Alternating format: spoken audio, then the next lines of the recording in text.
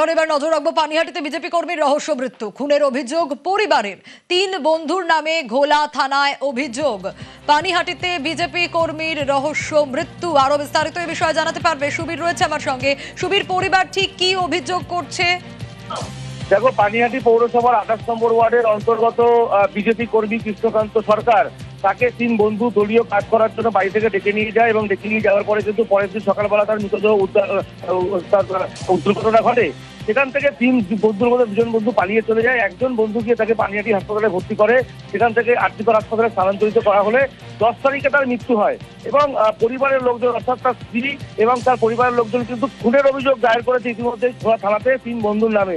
এবং কিভাবে তাকে নিয়ে গেল, কারণ যেই অটো করে তাকে নিয়ে যাওয়া হয়েছিল সেই অটোর কিন্তু কোনোরকম কোনো ভাঙাচোরা বা কোনো জায়গায় কিন্তু কোনো ঘটনা নেই এবং যেই বন্ধুরা ছিল সেই বন্ধুদের কিন্তু কোনো আঘাতের ঘটনা কিন্তু হয়নি, বরঞ্চ তার কোমরে এবং তার গলায় ঘাড়ে কিন্তু আঘাতের চিহ্ন ছিল, এমনটা কিন্তু জানা যাচ্ছে। এবং 3 বন্ধুর নামে ইতিমধ্যেই ঘোলা থানায় অভিযোগ দায়ের করা হয়েছে।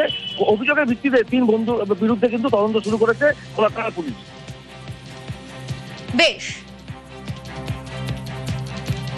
খুনের অভিযোগ করছে পরিবার, যে খবরে আমরা নজর রেখেছি। পানিহাটিতে বিজেপি কর্মীর রহস্য মৃত্যু, 3 বন্ধুর নামে ঘোলা থানায় অভিযোগ। 2রা আগস্ট ডেকে নিয়ে যাওয়ার অভিযোগ করছে পরিবার, আর পরের দিন বাড়িতে দুর্ঘটনার খবর। পানিহাটি হাসপাতালে ভর্তি করে এক বন্ধু, আরজিকরে স্থানান্তরের পর সোমবার মৃত্যু। দেহে একাধিক আঘাত বলে দাবি পরিবারে। প্ল্যান করে হিসাব মতন আমার মতে বলে মারা হয়েছে।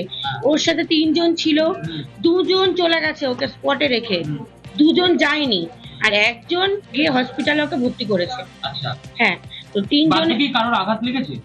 কারুর আঘাত লাগেনি। হতে পারে কখনো? এটা কোনোদিনই হতে পারে না। এটা আমাদের চিন্তা ভাবনা হচ্ছে, অটোতে ও যদি হয়, অটো যদি উল্টায়, অটোতে যদি হয় কিছু, অটোতে একটু হলে ক্র্যাচ হবে, অটোতে কোনো ক্ষতি হয়নি, কোনো মানুষের একটা কোনো দাগ হয়নি, কিছু হয়নি।